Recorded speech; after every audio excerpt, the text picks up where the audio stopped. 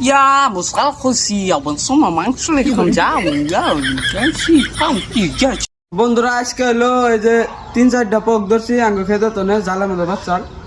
তো এই দুইটা তো আর খান যাবো না এই দুইটা হলো বুতুম পক আর হলো উপরটা তো হলো চানবাদুর আর এটা হলো গুগু তো এটা ফ্রাই করবো তো চলুন